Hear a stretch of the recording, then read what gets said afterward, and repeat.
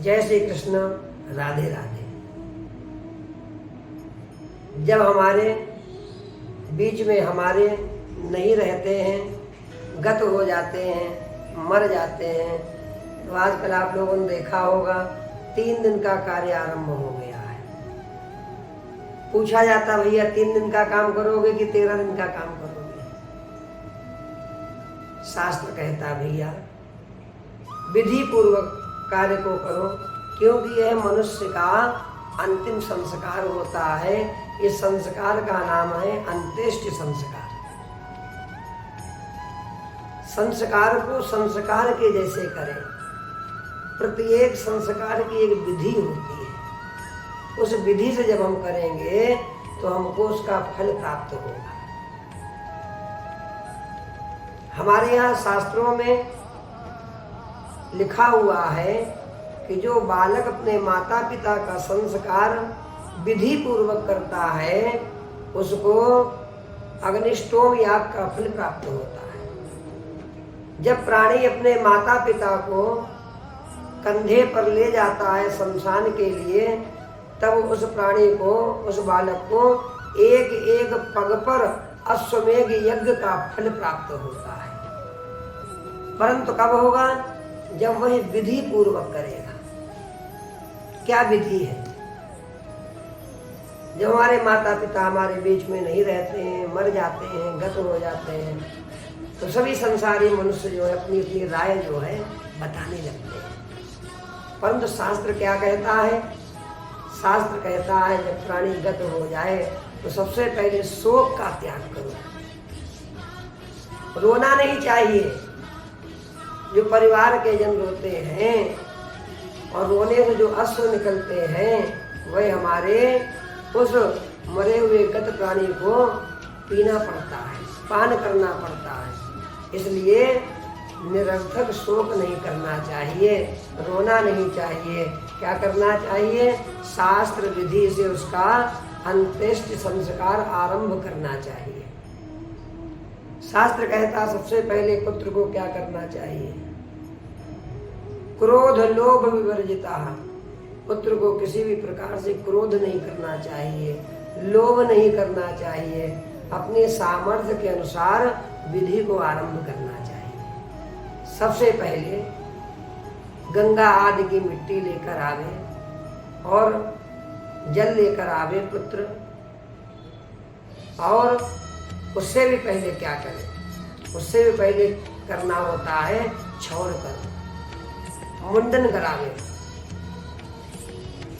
और उसके बाद में स्नान करें और गंगा जी की मिट्टी अपने पिता के शरीर में लगाए और बढ़िया से उनको स्नान कराए।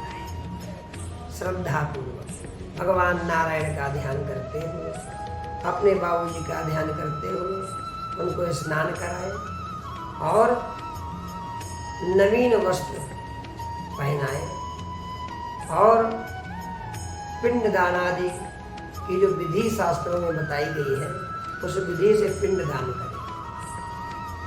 जहाँ प्राणीगत होता है पहला पिंडदान वहाँ करना चाहिए, दूसरा देहरी पर करना चाहिए, तीसरा अर्ध मार्ग में करना चाहिए, अपने घर से और शमशान के बीच में अर्ध मार्ग में। और वहाँ जाकर शमशान के लिए अपने पिता को कंधा देना चाहिए और शमशान में जाकर भूमि का मार्जन करना चाहिए, भूमि को शुद्ध करना चाहिए। हो सके जहाँ पर आपको पिता को दाह संस्कार करना है तो वहाँ पर हो सके तो गोमय से लेपन करना चाहिए और बढ़िया से जो भी शास्त्र की विधि है जो वहाँ पर आपको पंडित जी बतावें उसको बढ़िया विधि पूर्वक करना चाहिए। 2 पिंडदान वहाँ भी किए जाते हैं। इस प्रकार 5 पिंडदान हो जाते हैं। यज्ञ करना चाहिए वैदिक मंत्रों के द्वारा। लोम अभियाहा स्वाहा आदि मंत्र हैं शास्त्र में बताए गए, उनसे यज्ञ करें और उस यज्ञ की अग्नि को लेकर विचार करना चाहिए। पंचक आदि का नक्षत्र तो नहीं है, पंचक के नक्षत्र होते हैं, 5 नक्षत्र होते हैं।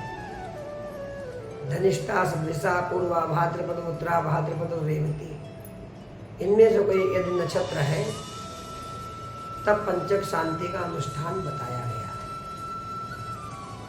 तो उस विधि से करना चाहिए।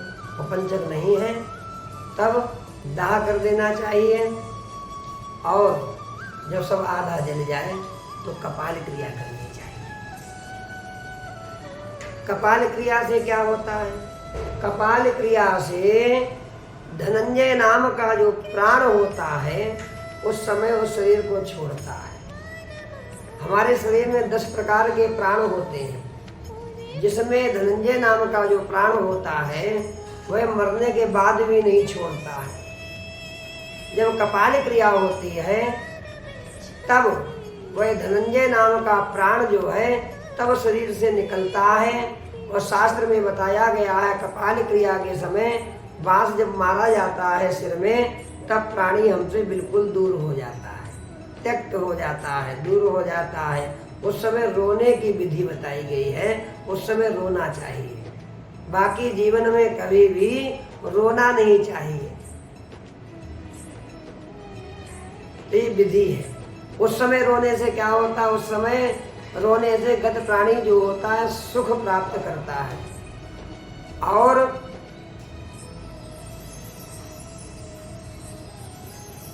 उस समय अवश्य रोना चाहिए।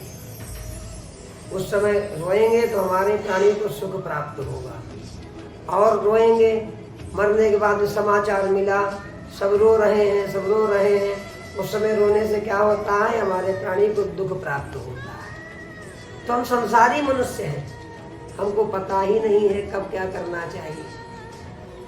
आप शास्त्र को पढ़ें, आप शास्त्र की बातों को सुने, श्रवण करें, और हमारे YouTube चैनल से आप जुड़ें। हम आपको समय समय पर अच्छी जानकारी शास्त्र के अनुसार देंगे।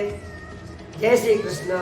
आगे की जानकारी भी हम आपको देंगे, कैसे कैसे पिंडदान करना चाहिए, पुत्र के पालन करने योग्य कौन कौन से नियम होते हैं जब माता पिता गत हो जाते हैं। आगे की वीडियो के लिए आप उसको देखिएगा, अच्छे से हम आपको बताएंगे।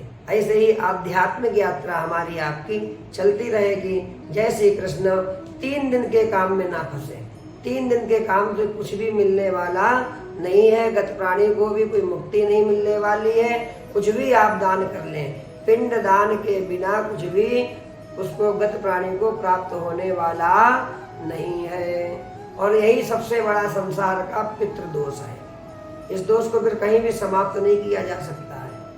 इसलिए आप लोगों से हमारा निवेदन है कि 3 दिन वाले काम को बिल्कुल ना पकड़े।